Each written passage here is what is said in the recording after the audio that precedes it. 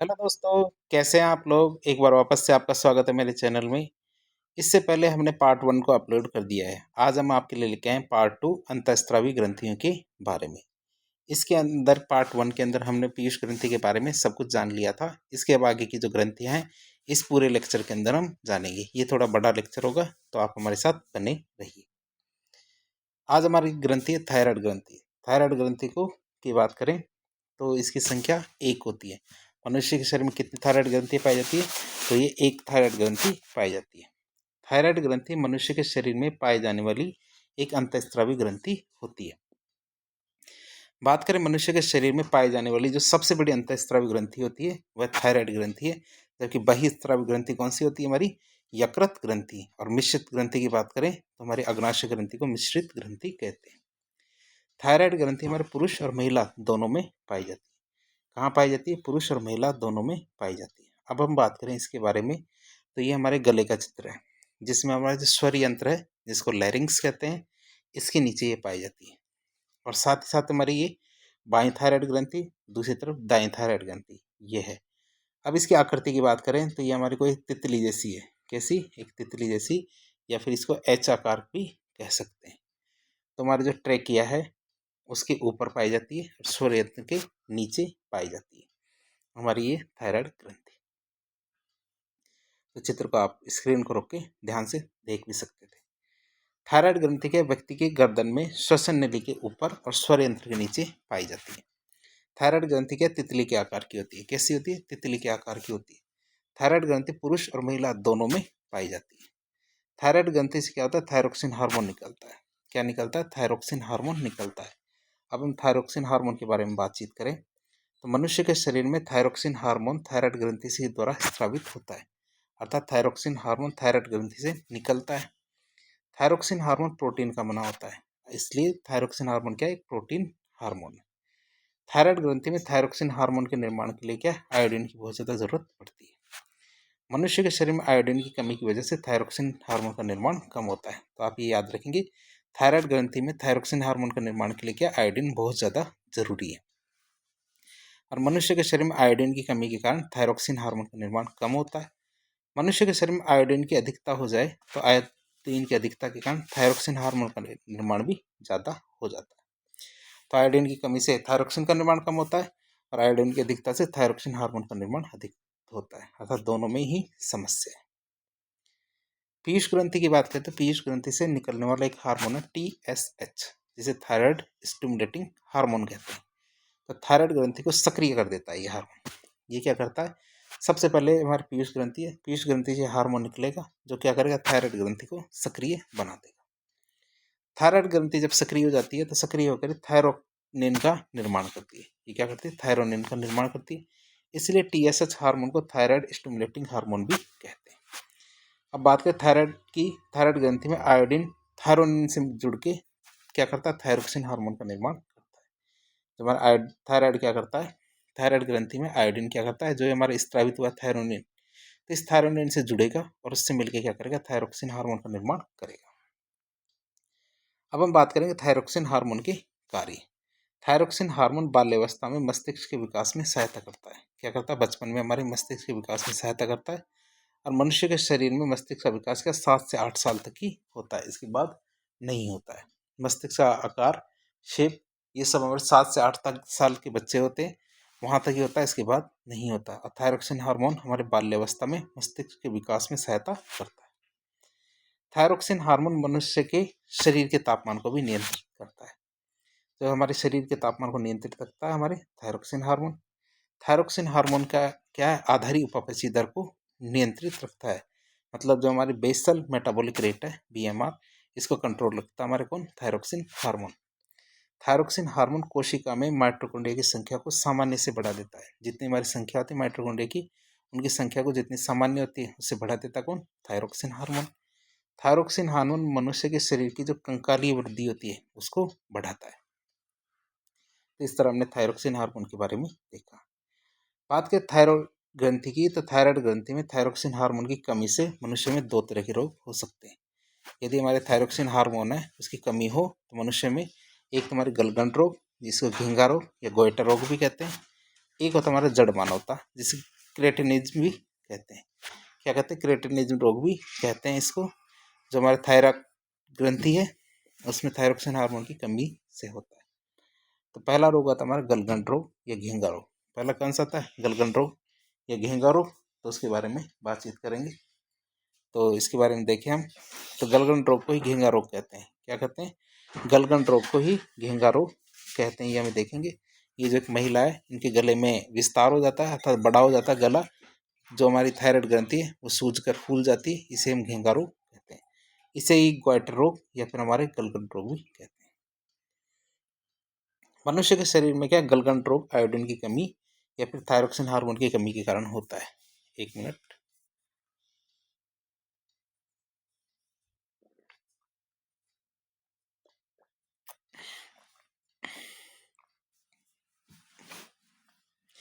आगे बात करते हैं मनुष्य के शरीर में क्या आयोडीन की कमी के कारण, किसकी वजह से? आयोडीन की कमी के कारण थायरोक्सिन हार्मोन भी कम होता है। इसलिए हमारी जो पीयूष ग्रंथि है अधिक मात्रा में थायराइड स्टिमुलेटिंग हार्मोन का स्त्रावन करती है। तो आप ये तो समझ सकते हैं कि मनुष्य के शरीर में यदि आयोडीन की कमी होगी तो थायरोक्सिन हार्मोन भी कम बनेगा। क्यों? क्योंकि थायरोनिन जो था वही थायरोक्सिन हार्मोन में बदलेगा। फिर हमारे जैसे शरीर में थायरोक्सिन हार्मोन की कमी होगी तो पीयूष ग्रंथि का ऐसा लगेगा शरीर में थायरोक्सिन हार्मोन कम बन रहा है, तो वो क्या करेगी? थायराइड स्टिमुलेटिंग हार्मोन को और ज़्यादा स्रावित करेगी। इसलिए थायराइड ग्रंथि अधिक मात्रा में थायरोनिन की मात्रा स्रावित करेगी, जबकि हमारे शरीर में क्या? आयोडीन की तो कमी है। और आयोडीन की कमी होगी तो क्या होगा? ये थायरोनिन कभी भी थायरोक्सिन हार्मोन में नहीं बदलेगा। और मनुष्य के शरीर में थायराइड ग्रंथि से में थायरोनिन अत्यधिक मात्रा में बन जाने के कारण थायरोनिन थायराइड ग्रंथि में जमा होने लगता है, जिस वजह से थायराइड ग्रंथि फूलकर बड़ी हो जाती है। और थायराइड ग्रंथि का फूलकर बड़ा होना ही गलगंड रोग या घेंगा रोग कहलाता है। आप इसको याद रखेंगे कि एक ऐसा रोग है थायरोनिन की वजह से होता है। अब बात करें गलगंड रोग की घेंगा रोग का इलाज। तो गलगंड रोग या घेंगा रोग के इलाज के लिए रोगी को आयोडीन दिया जाता है, जिससे धीरे धीरे जो उसका थायरोनिन जमा हुआ था वो थायरोक्सिन में बदल जाएगा। फिर आती है हमारी अगली बीमारी जिसे कहते हैं जड़ मानवता। बाल्यावस्था में मनुष्य के शरीर में आयोडीन की कमी हो जाए। बचपन में यदि मनुष्य के शरीर में क्या आयोडीन की कमी हो जाए तो आयोडीन की कमी के कारण थायराइड ग्रंथि में थायरोक्सिन हार्मोन कम बनता है। क्या होता है? थायरोक्सिन हार्मोन कम बनता है। बाल्यावस्था में व्यक्ति के शरीर में थायरोक्सिन हार्मोन कम बनने के कारण व्यक्ति के मस्तिष्क का विकास कम होता है। कितना होता है? कम विकास होता है व्यक्ति का। तो जड़ मानवता के बच्चे हम अपने कई बार ऐसे बच्चे होते हैं जो देखे होंगे,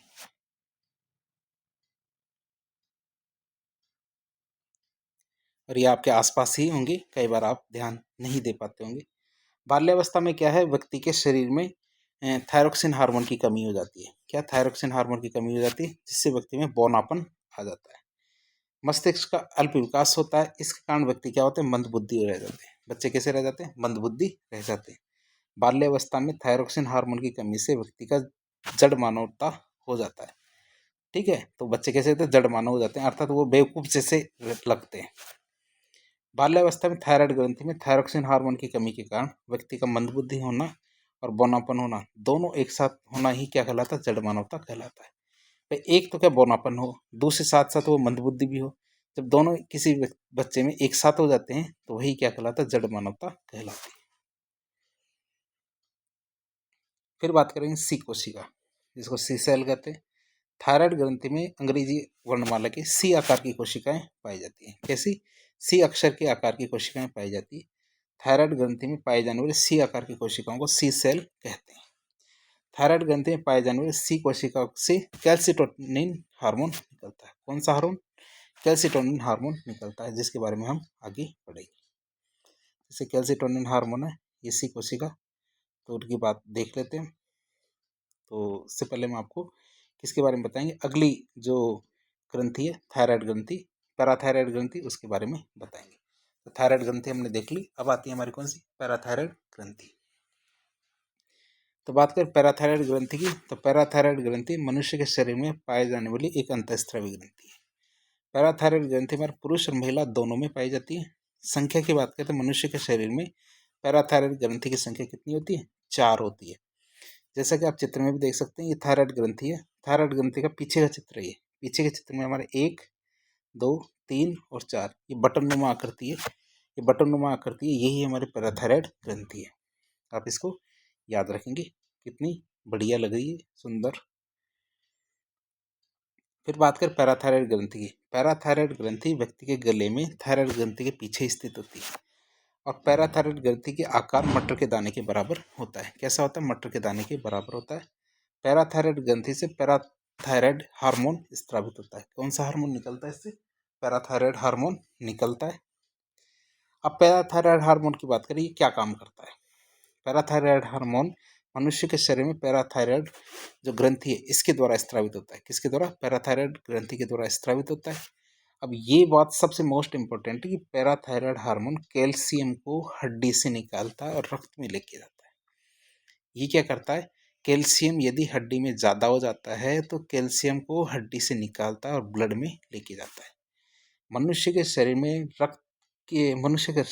रक्त में कैल्शियम की कमी होने से पैराथायराइड हार्मोन स्रावित होगा और रक्त में कैल्शियम की कमी होने पर ये क्या करेगा? पैराथायराइड ग्रंथि से पैराथायराइड हार्मोन निकलेगा। पैराथायराइड हार्मोन प्रोटीन हार्मोन होता है, अर्थात यह क्या है? प्रोटीन हार्मोन है। ये आप इसको याद रखेंगे। अब बात करेंगे, हमने अभी जस्ट बात की थी सी कोशिकाओं की, सी सेल की, तो वापस देख लेते हैं। व्यक्ति के शरीर में हमारे जो थायराइड ग्रंथि में अनेक सी आकार की कोशिकाएं पाई जाती है और थायराइड ग्रंथि में पाई जाने वाली सी आकार की कोशिकाओं को सी कोशिका कहते हैं। थायराइड ग्रंथि में सी कोशिकाओं के द्वारा कैल्सिटोनिन हार्मोन निकलता है। कौन सा हार्मोन निकलता है? कैल्सिटोनिन हार्मोन निकलता है। अब हम बात करेंगे कैल्सिटोनिन हार्मोन क्या करता है। जैसे कि हमने पैराथायराइड हार्मोन देखा था, ये क्या करता था कि यदि रक्त में कैल्शियम की कमी पाई जाती है तो पैराथायराइड हार्मोन क्या करता है? जो हमारी हड्डियां हैं, हड्डियों से कैल्शियम को निकालता है और रक्त में लेके जाता है। अब उल्टा हो जाए कि रक्त में यदि कैल्शियम की मात्रा ज़्यादा हो जाए तो क्या करता है? कैल्सिटोनिन हार्मोन कैल्शियम को रक्त से निकालता है और हड्डी में लेके जाता है। तो पैराथायराइड हार्मोन कैल्शियम को हड्डी से रक्त में लेके जाता है, इसलिए कैल्सिटोनिन हार्मोन और पैराथायराइड हार्मोन दोनों के दोनों हार्मोन रक्त में कैल्शियम का स्तर संतुलन में बना के रखते हैं। अब हम बात करें मनुष्य के शरीर में जो रक्त है, रक्त में कैल्शियम की अधिकता हो जाए तो थायराइड ग्रंथि की जो सी कोशिका है इससे कैल्सिटोनिन हार्मोन निकलता है, अर्थात रक्त में कैल्शियम की अधिकता होने पर कैल्सिटोनिन हार्मोन निकलता है। और कैल्सिटोनिन हार्मोन प्रोटीन का बना है, इसलिए कैल्सिटोनिन हार्मोन भी क्या है? एक प्रोटीन हार्मोन। अब हम बात करेंगे विटामिन डी की। विटामिन डी की बात करें तो विटामिन डी मनुष्य के शरीर में भोजन में उपस्थित जो कैल्शियम है इसको रक्त में लेके आता है। तो भोजन में उपस्थित कैल्शियम होता है वो रक्त में लेके आएगा। यदि आपको विटामिन डी नहीं मिला तो ये कैल्शियम नहीं आएगा। मनुष्य के शरीर में विटामिन भोजन के द्वारा प्राप्त होते हैं। अब हम बात करें मनुष्य के शरीर में कैल्शियम आएगा जाएगा, लेकिन काम क्या आएगा? मनुष्य के शरीर में कैल्शियम हड्डियों को मजबूत करता है, पहली चीज। दूसरी चीज, मनुष्य के शरीर में कैल्शियम क्या? रक्त का थक्का बनाता है, दूसरी चीज। तीसरी चीज, मनुष्य के शरीर में कैल्शियम के मांसपेशियों में जमकर शरीर के भागों को गति करने में सहायता करता है। मनुष्य के शरीर में क्या? कैल्शियम मांसपेशियों में जाकर क्या करता है? शरीर के भागों को गति करने में सहायता करता है, अर्थात कैल्शियम मांसपेशियों में संकुचन का कार्य करता है। मनुष्य के शरीर में कैल्शियम का भोजन के द्वारा प्राप्त होता है। कैल्शियम किससे प्राप्त होता है? हमें भोजन के द्वारा। तो इस तरह हमने थायराइड ग्रंथि, पैराथायराइड ग्रंथि के बारे में देखा, सी कोशिकाओं के बारे में देखा। अब हम बात करेंगे अग्नाशय ग्रंथि के बारे में, जिसको पैंक्रियाज ग्लैंड कहते हैं। अग्नाशय ग्रंथि की बात करें तो मनुष्य के शरीर में अग्नाशय ग्रंथि की संख्या 1 होती है। कितनी होती है? 1 होती है। और अग्नाशय ग्रंथि दिखने में ऐसी होती है। और अग्नाशय ग्रंथि को क्या कहते हैं? जो हमारे पहली बात देख ले, ये होती कहाँ पे? तो ये आप देख सकते हैं ड्यूडेनम में, ये हमारे आहार नाल है, आहार नाल जा रही है ये, ठीक है। तो आहार नाल, फिर इसके आगे हमारे क्या होती है? छोटी आंत आ जाती है, तो यहाँ पे जुड़ी रहती है। आप ध्यान से देखेंगे यहाँ पे जुड़ी रहती है ये जो हमारे पैंक्रियाज ग्लैंड है। ये हमारे बाइल डक्ट है, पीत नलिका है। ध्यान से देखेंगे तो ये पीत नलिका आ रही है, ये हमारा अग्नाशय ग्रंथि है। दोनों के द्वारा क्या अपने अपने स्त्राव को सीधा सीधा हमारे जो ड्यूडेनम है इसमें छोड़ दिया जाता है। तो बॉडी की बात करें तो ये हमारा हेड है पेंक्रियाज का, ये बॉडी है पेंक्रियाज की, ये टेल है, ये जो बीच में आ रही है पेंक्रियाज डक्ट है, तो जिससे हमारा स्त्राव निकलता है। और ये हमारी स्मॉल इंटेस्टाइन, ये छोटी आंत है, तो इसको देख सकते हैं। चित्र काफ़ी सुंदर है, समझ जाएंगे आप। बात करें इनकी कोशिकाओं की तो इसमें बहुत सारी कोशिकाएं होती है। अल्फा कोशिका, बीटा, डेल्टा कोशिका, तो ये हमारी बहुत सारी कोशिकाएं होती है जो इसका कार्य करती है। और जो बात करें जो अंतःस्रावी ग्रंथियों की, पेंक्रियाज ग्रंथि की, तो ये हमारी मिश्रित ग्रंथि है। क्यों? क्योंकि एक्सोक्राइन ग्रंथि का भी भाग कार्य करती है और एंडोक्राइन ग्रंथि का भी कार्य करती है। इसमें जो पेंक्रियाज डक्ट है और पेंक्रियाज एसिनी है, ये दोनों मिलकर तो हमारे एक्सोक्राइन पार्ट बनाती है। और जो हमारे alpha, beta, delta, pancreatic polypeptide cell और ब्लड कैपिलरीज, ये सब हमारे एंडोक्राइन पार्ट अंतःस्रावी तंत्र है, इसका भाग बनाती है। तो चित्र तो हमने देख लिया है, स्क्रीन को रोककर आप वो ढंग से देख सकते हैं। अग्नाशय ग्रंथि की बात करते हैं। अग्नाशय ग्रंथि पुरुष और महिला दोनों में पाई जाती है। अग्नाशय ग्रंथि के दो भाग होते हैं। कितने भाग होते हैं? अग्नाशय ग्रंथि के दो भाग होते हैं। पहला होता है द्रव भाग, दूसरा होता है लैंगरेंज के द्वीप समूह। कौन कौन से? एक तो हमारा द्रव भाग होता है, दूसरा हमारा क्या होता है? लैंगरेंज के द्वीप समूह। पहला बात करते हैं द्रव भाग की। अग्नाशय ग्रंथि का द्रव भाग बाहरी स्त्राव विभाग बनाता है। जो बाहरी स्त्राव विभाग होता है ना, बाह्य स्त्राव विभाग वो बनाता है। और जो लैंगरेंज के द्वीप समूह है, ये हमारे अग्नाशय ग्रंथि का अंतःस्त्राव विभाग बनाते हैं, जो हमने अभी देखे थे। तो इसकी बात करें हम आगे। लैंगरेंज के द्वीप समूह में की बात करें तो इसमें हमने अभी देखे थे 3 प्रकार की कोशिकाएं पाई जाती है। अल्फा कोशिका, बीटा और गामा। तो इसके डिनोट भी इसी तरह किया जाता है, अल्फा, बीटा और गामा के रूप में इनको डिनोट किया जाता है। पहला बात करते हैं अल्फा कोशिकाओं की। पहली बात करें अल्फा कोशिकाओं की। अग्नाशय ग्रंथि में पाई जाने वाली अल्फा कोशिका से ग्लूकागोन हार्मोन निकलता है। कौन सा हार्मोन निकलता है? ग्लूकागोन हार्मोन निकलता है हमारी अल्फा कोशिकाओं से। और ये जो ग्लूकागोन हार्मोन है, ये क्या कार्य करता है? ग्लूकागोन हार्मोन की बात करते हैं। मनुष्य के शरीर में ग्लूकागोन हार्मोन अग्नाशय ग्रंथि की अल्फा कोशिकाओं से स्रावित होता है, अर्थात ग्लूकागोन हार्मोन हमारे अग्नाशय ग्रंथि की अल्फा कोशिकाओं से निकलता है। यह हार्मोन क्या करता है? ग्लाइकोजन को ग्लूकोज में बदलने में लीवर की मदद करता है। लीवर की मदद किसमें? ग्लूकोज में बदलने में मदद करता है। किसकी? ग्लाइकोजन को। तो याद रखें, ग्लूकागोन हार्मोन ग्लाइकोजन को ग्लूकोज में बदलता है, इसका कार्य है। ग्लूकागोन हार्मोन प्रोटीन का बना होता है, इसलिए ये भी क्या है? एक प्रोटीन हार्मोन है। बात करें तो मानव शरीर में ऊर्जा की आवश्यकता होने पर भोजन में पाए जाने वाले ग्लूकोज का उपयोग किया जाता है, लेकिन इंसुलिन हार्मोन भोजन में उपस्थित अतिरिक्त ग्लूकोज को ग्लाइकोजन में बदल देता है। जब शरीर को पर्याप्त मात्रा में ग्लूकोज की आपूर्ति नहीं होती है तो ग्लूकागोन हार्मोन शरीर में उपस्थित ग्लाइकोजन को ग्लूकोज में बदल देता है। आप इसको याद रखिए कि जैसे हमने भोजन लिया, ये हमने भोजन लिया और भोजन में हमने क्या लिया? ग्लूकोज ले लिया। अब हमें भोजन नहीं मिल रहा है। जैसे मान लो कई बार क्या होता है, ऐसी स्थिति आ जाती है कि हमारे पास खाने के लिए भोजन नहीं है। तब क्या होगा? तब हमारे शरीर में ग्लाइकोजन हार्मोन, ये ग्लाइकोजन हार्मोन क्या है? ग्लूकागोन हार्मोन निकलने लगता है अल्फा कोशिकाओं से। ये क्या करता है? जैसे हमें बहुत ज़्यादा भोजन मिल गया, जब हमारे शरीर में बहुत ज़्यादा भोजन होता है तो इंसुलिन हार्मोन क्या करता है? अतिरिक्त ग्लूकोज को ग्लाइकोजन में बदल देगा और हमारे शरीर में स्टोर कर देगा। और जब हमें भोजन नहीं मिलता तब क्या करता है? हमारा ग्लूकागोन हार्मोन निकलता है। ये हार्मोन क्या करता है? जो स्टोर हो चुका है हमारा ग्लाइकोजन, उसको क्या करता है? ग्लूकोज में बदलने का कार्य करता है। आप इसे याद रखेंगे। फिर आते हैं हमारे बीटा कोशिका। अग्नाशय ग्रंथि में पाई जाने वाली बीटा कोशिका से इंसुलिन हार्मोन निकलता है। क्या होता है? अग्नाशय ग्रंथि में पाई जाने वाली जो बीटा कोशिका है, इससे इंसुलिन हार्मोन निकलता है। और इंसुलिन हार्मोन क्या करता है? अभी हमने वैसे देख लिया, और देख लेते हैं। मनुष्य के शरीर में इंसुलिन हार्मोन अग्नाशय ग्रंथि की बीटा कोशिकाओं से स्रावित होता है, अर्थात अग्नाशय ग्रंथि की बीटा कोशिकाओं से इंसुलिन हार्मोन निकलता है। और ये प्रोटीन का बना होता है, इसलिए इसे प्रोटीन हार्मोन कहते हैं। मनुष्य के शरीर में मूत्र का निर्माण किडनी में होता है। कहाँ होता है? शरीर में मूत्र का निर्माण किडनी में होता है। मनुष्य के शरीर में मूत्र का निर्माण रक्त के छन्नित्र के कारण होता है। किसके कारण होता है? रक्त के छन्नित्र के कारण होता है। रक्त जब छनता है तब हमारे मूत्र का निर्माण होता है। इंसुलिन हार्मोन क्या करता है? मनुष्य के शरीर में ग्लूकोज को रक्त से कोशिका में लेके जाता है। जो हमारे ग्लूकोज कहाँ होता है? ब्लड के अंदर। तो इंसुलिन हार्मोन क्या करता है? ब्लड से ग्लूकोज को निकालता है और वहाँ से कोशिका में लेके जाता है। इंसुलिन हार्मोन की यदि शरीर में कमी हो जाए तो मनुष्य में डायबिटीज़ मेलिटस नामक रोग हो जाता है। अब ये कमी हो जाती है तो ब्लड में ग्लूकोज की मात्रा बढ़ जाती है। डायबिटीज़ मेलिटस रोग को हम मधुमेह रोग भी कहते हैं, जिसको डायबिटीज़ रोग भी कहा जाता है। डायबिटीज़ मेलिटस या मधुमेह रोग को क्या क्या लक्षण होते हैं देखें। मधुमेह रोग होने पर व्यक्ति के रक्त में ग्लूकोज का स्तर बढ़ जाता है, अर्थात व्यक्ति के रक्त में ग्लूकोज की मात्रा बढ़ने से मधुमेह या डायबिटीज़ मेलिटस रोग हो जाता है। मधुमेह रोग के कारण मूत्र में ग्लूकोज उपस्थित होता है। क्या मधुमेह रोग के कारण क्या आता है? मूत्र में ग्लूकोज की उपस्थिति आ जाती है। मधुमेह रोग होने पर व्यक्ति का मूत्र अधिक सांद्र हो जाता है, अर्थात गाढ़ा गाढ़ा मूत्र निकलता है। मधुमेह रोग होने पर व्यक्ति के मूत्र त्यागने की संख्या भी बढ़ जाती है, अर्थात उसे बार बार मूत्र आता है। मधुमेह रोग होने पर व्यक्ति को प्यास अधिक लगती है।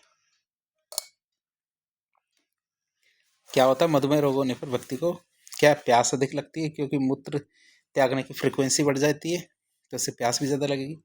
मधुमेह रोग होने पर व्यक्ति में मूत्र अधिक बनता है और मधुमेह रोग में व्यक्ति के मूत्र में पानी की मात्रा बहुत ज़्यादा पाई जाती है। तो इसके कुछ लक्षण हैं तो आप देख सकते हैं। डायबिटीज़ मेलिटस या मधुमेह रोग की जटिलता की बात करें तो मधुमेह रोग में व्यक्ति की किडनी भी खराब हो सकती है, अर्थात किडनी खराब होने पर व्यक्ति की मृत्यु भी हो सकती है। तो इतना घातक हो सकता है हमारे मधुमेह रोग। मधुमेह रोग में व्यक्ति की आंखों की रेटिना खराब हो सकती है, अर्थात आंखों की रेटिना खराब होने से व्यक्ति अंधा भी हो सकता है।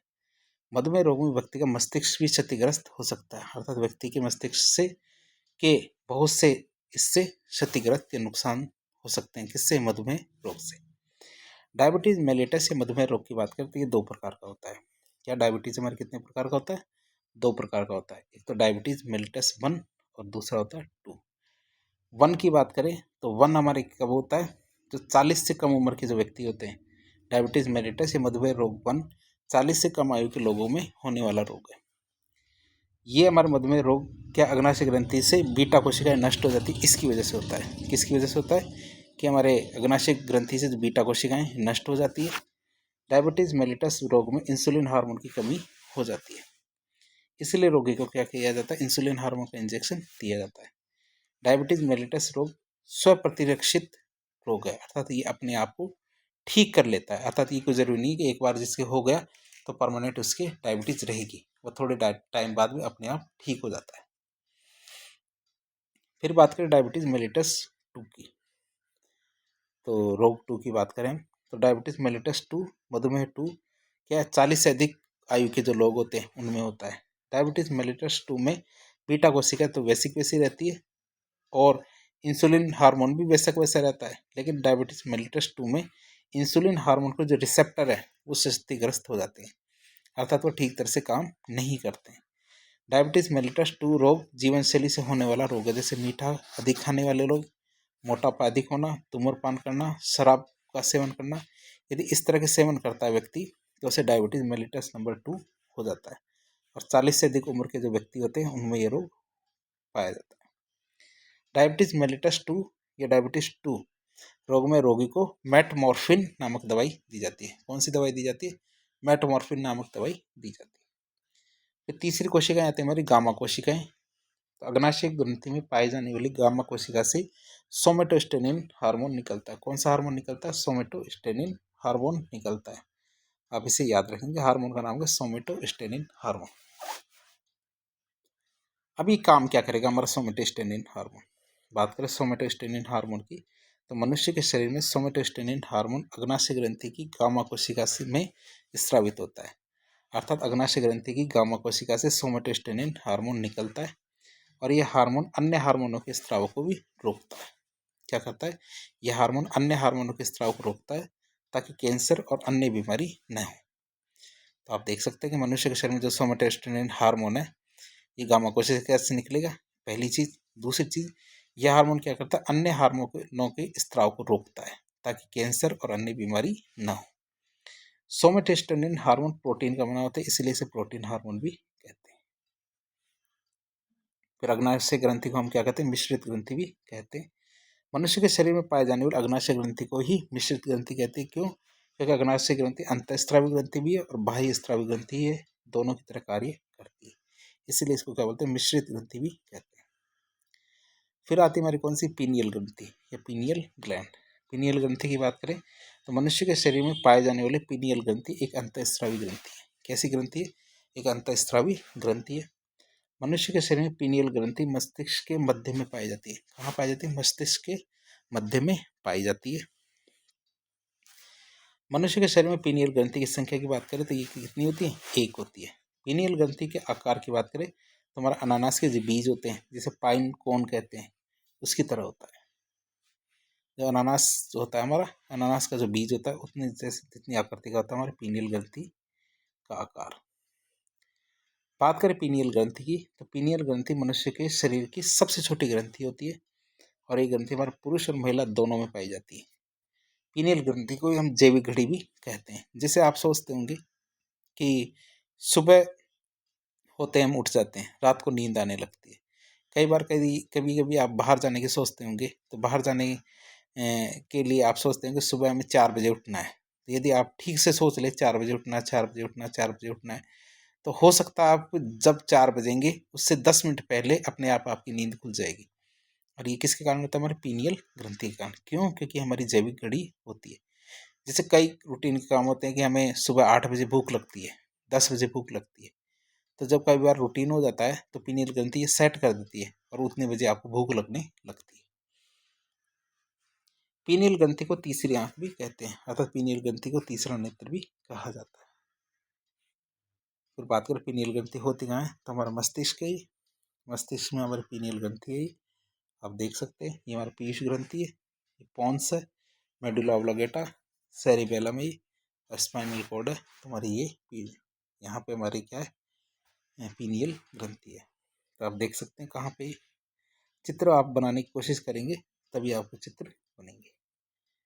तो बार बार बनाने की कोशिश करें चित्र को देख देख के। फिर आते हैं हमारे पीनियल ग्रंथि से स्त्रावित होने वाले कौन कौन से हार्मोन है उनकी बात करें तो इनसे हमारे दो तरह के हार्मोन निकलते हैं, एक तो मेलाटोनिन हार्मोन और एक सेरोटोनिन हार्मोन। कौन कौन से हार्मोन निकलते हैं? एक तो मेलाटोनिन और एक सेरोटोनिन हार्मोन। पहला आता है हमारा मेलाटोनिन हार्मोन। मेलाटोनिन हार्मोन की बात करें तो मनुष्य के शरीर में मेलाटोनिन हार्मोन पीनियल ग्रंथि से में स्त्रावित होता है। पीनियल ग्रंथि में हमारे क्या मेलाटोनिन हार्मोन स्त्रावित होता है, अर्थात मेलाटोनिन हार्मोन पीनियल ग्रंथि से निकलने वाला एक हार्मोन है। तो आप इसको देख सकते हैं। तो मेलाटोनिन हार्मोन के प्रोटीन का बना होता है, इसलिए इसको प्रोटीन हार्मोन भी कहते हैं। मेलाटोनिन हार्मोन मनुष्य में सोने और जागने के समय को नियंत्रित करता है कि व्यक्ति कब सोता है कब जागता है। इसी वजह से कई बार आप सोचते होंगे कि आप किसी अजनबी जगह चले जाते हैं और आपको नींद नहीं आती। क्यों? क्योंकि जो आपकी जो पॉन्स ये जो मेलाटोनिन हार्मोन है ये आपकी जो दैनिक क्रिया है इसको डिस्टर्ब कर देता है। मेलाटोनिन और ये मनुष्य की आदतों और नींद को भी नियंत्रित करता है। मेलाटोनिन हार्मोन अंधेरे में ज़्यादा स्रावित होगा। मेलाटोनिन हार्मोन अंधेरे में अधिक निकलता है, इसलिए इसको अंधकार का हार्मोन भी कहते हैं। इसलिए क्या कहते हैं? इसको अंधकार का हार्मोन कहते हैं। क्यों? क्योंकि अंधेरे में ज़्यादा निकलता है। फिर आता हमारा सेरोटोनिन हार्मोन। तो मेलाटोनिन हार्मोन और सेरोटोनिन हार्मोन दोनों के दोनों हमारे इसी से निकलते हैं, पीनियल ग्रंथि से। तो मनुष्य के शरीर में सेरोटोनिन हार्मोन पीनियल ग्रंथि में स्रावित होता है, अर्थात सेरोटोनिन हार्मोन में और पीनियल ग्रंथि से ही निकलता है। सेरोटोनिन हार्मोन प्रोटीन का बना होता है, अर्थात सेरोटोनिन हार्मोन क्या एक प्रोटीन हार्मोन है। सेरोटोनिन हार्मोन मनुष्य की खुशी को नियंत्रित करता है। किसको? खुशी को कंट्रोल करता है, अर्थात सेरोटोनिन हार्मोन मनुष्य के मूड को भी नियंत्रित करता है, मूड को भी कंट्रोल करता है। सेरोटोनिन हार्मोन को फील गुड हार्मोन भी कहते हैं। क्यों? क्योंकि इस हार्मोन को निकलने के बाद आपको अच्छा अच्छा महसूस होता है। आप इसको देख सकते हैं। तो इस तरह हमने पीनियल ग्रंथि को देख लिया, मेलाटोनिन हार्मोन और सेरोटोनिन हार्मोन दोनों को देख लिया। अगली ग्रंथि आती है हमारी कौन सी? एड्रिनल ग्रंथि, जिसे अधिवृक्क ग्रंथि भी कहते हैं, एड्रिनल ग्लैंड। एड्रिनल ग्रंथि अधिवृक्क ग्रंथि की बात करें इसको सुपररीनल ग्लैंड भी कहते हैं, सुपर रीनल ग्लैंड। एड्रिनल ग्रंथि को ही अधिवृक्क ग्रंथि कहा जाता है। एड्रिनल ग्रंथि मनुष्य के शरीर में पाए जाने वाली एक अंतःस्रावी ग्रंथि है। एड्रिनल ग्रंथि पुरुष और महिला दोनों में पाई जाती है। कहाँ? पुरुष और महिला दोनों में पाई जाएगी। मनुष्य के शरीर में एड्रिनल ग्रंथि की संख्या कितनी होती है? 2। क्यों? क्योंकि हमारे वृक्क की संख्या भी 2 होती है, तो उनके ऊपर पाए जाने वाली ग्रंथि की संख्या भी 2 ही होगी। जैसे एक तो हमारी दाई एड्रिनल ग्रंथि होती है, दूसरी हमारी बाई एड्रिनल ग्रंथि होती है। जो दाएं एड्रिनल ग्रंथि होती है इसका आकार कैसा होता है? त्रिभुजाकार होता है। जो हमारी ये देखो, जो दाएं एड्रिनल ग्रंथि है इसका आकार त्रिभुजाकार और बाएं एड्रिनल ग्रंथि है इसका आकार होता है अर्धचंद्राकार। तो ये हमारी बाएं एड्रिनल ग्रंथि है, इसका आकार कैसा है? अर्धचंद्राकार होता है। आप इसको देख सकते हैं। तो आप चित्र में तो आप वैसे भी इस चीज को समझते होंगे, जो हमारा सीधा हाथ है वो चित्र में उल्टा होगा और जो चित्र हमारा उल्टा है वो चित्र में सीधा होगा। हम इस चीज को देख सकते हैं, जो हमारा एड्रिनल ग्रंथि है उसको दो भाग होते हैं। एक तो हमारे अंदर का भाग को तो मेडुला कहते हैं, बाहर के भाग को कॉर्टेक्स कहते हैं। तो आप इसको देख सकते हैं और किडनी के ऊपर लगी होती है। एड्रिनल ग्रंथि की बात करते हैं। एड्रिनल ग्रंथि मनुष्य के शरीर में किडनी या वृक्क या गुर्दे के ऊपर स्थित होती है। एड्रिनल ग्रंथि के दो भाग होते हैं, एक आंतरिक भाग और एक बाहरी भाग। दो भाग होते हैं, कौन कौन से? आंतरिक भाग और बाहरी भाग। तो आंतरिक भाग उसकी बात करें, एड्रिनल ग्रंथि के आंतरिक भाग को मेडुला कहा जाता है। क्या कहते हैं? आंतरिक भाग को मेडुला कहा जाता है। और मेडुला भाग से क्या होते हैं? दो हार्मोन निकलते हैं। कितने हार्मोन निकलते हैं? मेडुला भाग से दो हार्मोन निकलते हैं।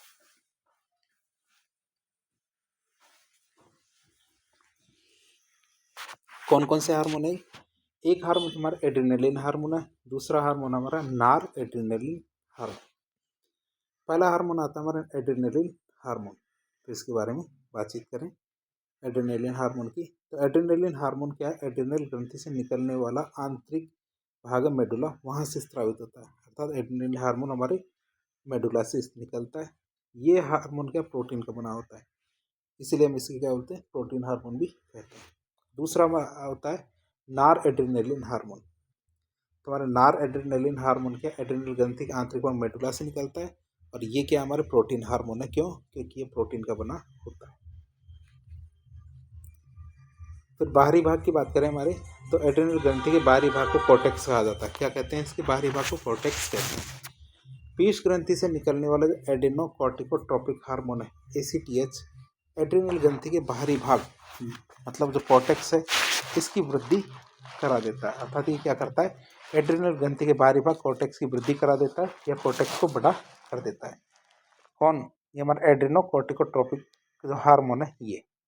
और एड्रिनल ग्रंथि के बाहरी भाग कॉर्टेक्स से निकलने वाले हार्मोन को स्टेरॉइड भी कहते हैं। अर्थात ये क्या है? एड्रिनल ग्रंथि के जो बाहरी कॉर्टेक्स है वहाँ से जो हार्मोन निकलते हैं वो स्टेरॉइड के बने होते हैं। अर्थात ये आपको हिम्मत देते हैं। एड्रिनल ग्रंथि के बाहरी भाग कॉर्टेक्स से निकलने वाले स्टेरॉइड से बने हार्मोनों को संयुक्त रूप से कॉर्टिकोस्टेरॉइड कहते हैं। क्या बोलते हैं? कॉर्टिकोस्टेरॉइड भी कहते हैं उन हार्मोनों को, उन निकलने वाले स्टेरॉइड को जो हार्मोनों को संयुक्त रूप से क्या बोलते हैं? कॉर्टिकोस्टेरॉइड। तो जो स्टेरॉइड से बने हुए हार्मोन है ये हमारे कॉर्टिकोस्टेरॉइड कहलाएंगे। एड्रिनल ग्रंथि के बाहरी भाग कॉर्टेक्स से निकलने वाले हार्मोन या मुख्य कॉर्टिकोस्टेरॉइड की बात करें वो कौन कौन से हैं? पहला कार्टिसोल हार्मोन, जिसे कोर्टिसोल हार्मोन भी कहते हैं। दूसरा हमारा आता है एल्डोस्टेरोन हार्मोन। तो दो हार्मोन हमारे कौन कौन से? कोर्टिसोल हार्मोन, एक होता है हमारा कौन सा? Aldosterone hormone. पहला आता है हमारा कोर्टिसोल हार्मोन। कोर्टिसोल हार्मोन की बात करें तो कोर्टिसोल हार्मोन एड्रिनल ग्रंथि के बाहरी भाग कॉर्टेक्स में स्रावित होता है। अर्थात कोर्टिसोल हार्मोन क्या? कॉर्टेक्स से निकलता है। कहाँ से निकलता है? कॉर्टेक्स से निकलता है। और किससे मिलकर बना होता है? स्टेरॉइड का बना होता है। किसका? स्टेरॉइड का बना होता है। अर्थात कोर्टिसोल हार्मोन स्टेरॉइड हार्मोन। बात करें एल्डोस्टेरोन हार्मोन की, किसकी? एल्डोस्टेरोन हार्मोन की बात करें तो एल्डोस्टेरोन हार्मोन एड्रिनल ग्रंथि के बाहरी भाग कॉर्टेक्स में स्रावित होता है। अर्थात एल्डोस्टेरोन हार्मोन कॉर्टेक्स से निकलता है। एल्डोस्टेरोन हार्मोन स्टेरॉइड का बना होता है। अर्थात एल्डोस्टेरोन हार्मोन का स्टेरॉइड हार्मोन। कैसा हार्मोन है? Steroid hormone. एल्डोस्टेरोन हार्मोन मूत्र से सोडियम तथा पानी को रक्त में लेके जाता है। मूत्र में यदि सोडियम और पानी की मात्रा ज़्यादा हो जाती है तो एल्डोस्टेरोन हार्मोन सोडियम और पानी को रक्त में वापस ले जाता है। इसलिए एल्डोस्टेरोन हार्मोन को जीवन रक्षक हार्मोन भी कहते हैं। क्यों? क्योंकि यदि मूत्र में पानी की मात्रा ज़्यादा हो जाएगी तो व्यक्ति के शरीर में डिहाइड्रेशन हो जाता है। पानी की कमी से बहुत सारी दिक्कतें हो सकती हैं। एल्डोस्टेरोन हार्मोन मूत्र में से लगभग 10 से 15% पानी को वापस रक्त में ले जाता है।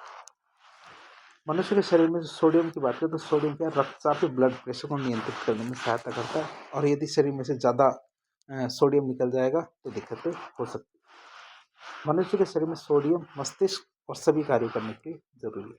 मस्तिष्क के कार्य करने के लिए और बहुत सारे जरूरी कार्य होते हैं, उनको करने के लिए क्या है, हमारा सोडियम बहुत ज़्यादा काम आता है। अब हमारी अगली ग्रंथि आती है कौन सी, वृषण ग्रंथि, जिसको टेस्टिस ग्लैंड कहते हैं। तो इसके बारे में बातचीत करें वृषण ग्रंथि की। तो वृषण ग्रंथि के बारे में देखें तो वृषण ग्रंथि मनुष्य के शरीर में पाई जाने वाली एक अंतःस्रावी ग्रंथि है। पुरुष में हमारे वृषण ग्रंथि, वृषण क्या उदर गुहा के बाहर एक थैली में स्थित होते हैं। आप पुरुष तो इस चीज़ को वैसे समझ सकते हैं कि पुरुष में वृषण क्या है, एक उदर गुहा, उसके बाहर एक थैली से लटकी होती है, उसमें होते हैं। अर्थात पुरुष में वृषण वृषण कोश में स्थित होते हैं। वृषण ग्रंथि केवल पुरुषों में ही पाई जाती है, महिलाओं में नहीं। मनुष्य क्या है, जिसको पुरुष की बात करते हैं, इसके शरीर में वृषण ग्रंथि की संख्या 1 होती है। वृषण ग्रंथि की संख्या कितनी होती है, 1 होती है। पुरुष में वृषण का होना प्राथमिक लैंगिक लक्षण कहलाता है। पुरुष में क्या वृषण का होना क्या कहलाता है, हमारा प्राथमिक लैंगिक लक्षण कहलाता है। और वृषण ग्रंथि से निकलने वाले हार्मोन की बात करें तो कौन सा हार्मोन निकलता है, टेस्टोस्टेरोन हार्मोन। और इस हार्मोन की खासियत देखते हैं, क्या है इसके हार्मोन की खासियत। तो टेस्टोस्टेरोन हार्मोन पुरुषों में वृषण ग्रंथि से स्रावित होता है। अर्थात टेस्टोस्टेरोन हार्मोन पुरुषों में वृषण ग्रंथि से निकलने वाला हार्मोन है। इस हार्मोन को एंड्रोजन हार्मोन भी कहते हैं, और यही हमारा क्या लिंग हार्मोन भी होता है। इसे एंड्रोजन हार्मोन भी कहते हैं। और टेस्टोस्टेरोन हार्मोन पुरुषों में पाए जाने वाला एक तरह का लिंग हार्मोन है, अर्थात सेक्स हार्मोन भी कहते हैं। तो आप देख सकते हैं जो ये हमारे टेस्टीज है और ये हमारे स्क्रोटम है। तो अर्थात उस थैली की बात करें जिस थैली के अंदर यह होता है, तो ये पेनिस के जस्ट बगल में एक थैली लटकी हुई होती है। इससे हमारे थैली को स्क्रोटम कहते हैं और इसमें टेस्टीज होते हैं, जिससे क्या है टेस्टोस्टेरोन हार्मोन निकलता है। और इसके बारे में डिटेल से हम अगले चैप्टर में पढ़ेंगे, जिसमें नर जनन तंत्र और मादा जनन तंत्र के बारे में पढ़ेंगे। बात करें इस टेस्टोस्टेरोन हार्मोन स्टेरॉयड का बना होता है, अर्थात टेस्टोस्टेरोन हार्मोन भी स्टेरॉयड का एक स्टेरॉयड हार्मोन है। टेस्टोस्टेरोन हार्मोन पुरुषों में द्वितीयक लैंगिक लक्षण लेके आता है। जैसे हमारे पुरुषों में पूरे शरीर पे बालों का होना, दाढ़ी मूंछ का आना, ये सब क्या कहलाते हैं, द्वितीयक लैंगिक लक्षण कहलाते हैं। पुरुषों में मांसपेशियों का मजबूत होना द्वितीयक लैंगिक लक्षण है। पुरुषों में आवाज का भारी होना एक द्वितीयक लैंगिक लक्षण है। टेस्टोस्टेरोन हार्मोन पुरुष में लैंगिक अंगों का विकास करने में सहायता करता है। यह हार्मोन पुरुषों में शुक्राणुओं के निर्माण की प्रक्रिया में आवश्यक है, अर्थात पुरुष में शुक्राणुओं के बनने में टेस्टोस्टेरोन हार्मोन बहुत ज़्यादा जरूरी है। इसके लिए शुक्राणु बनने की। अब लैंगिक लक्षणों की बात करें तो लैंगिक लक्षण किसे कहते हैं, वह लक्षण जो एक ही लिंग में हो उसे लैंगिक लक्षण कहते हैं, अर्थात दोनों में नहीं होने चाहिए। और लैंगिक लक्षणों को दो भागों में बांटते हैं, तो प्राथमिक लैंगिक लक्षण और एक होता है हमारे द्वितीयक लैंगिक लक्षण।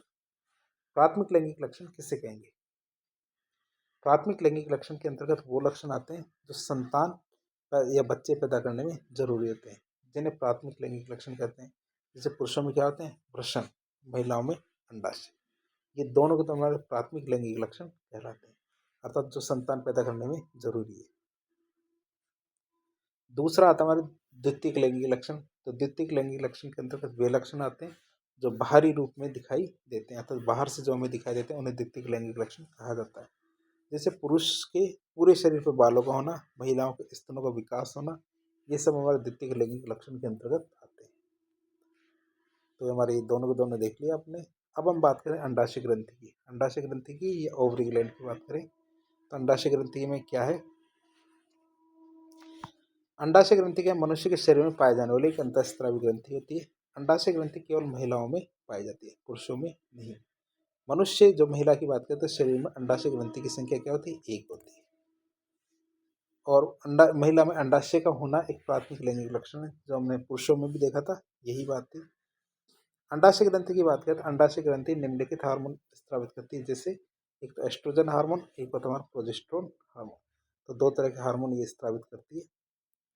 पहले हम बात करें एस्ट्रोजन हार्मोन की। तो एस्ट्रोजन हार्मोन महिलाओं में अंडाशय की ग्रंथि में स्रावित होता है। हाँ, अंडाशय ग्रंथि में स्रावित होता है एस्ट्रोजन हार्मोन, अर्थात एस्ट्रोजन हार्मोन महिलाओं में अंडाशय ग्रंथि से निकलने वाला हार्मोन है।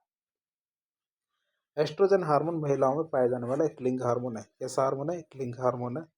एस्ट्रोजन हार्मोन को सुंदरता का हार्मोन भी कहते हैं। क्यों? क्योंकि एस्ट्रोजन हार्मोन त्वचा को सॉफ्ट या मुलायम बना के रखता है। ये हार्मोन क्या करता है? त्वचा को सॉफ्ट भी बना के रखता है, साथ ही साथ मुलायम भी बना के रखता है।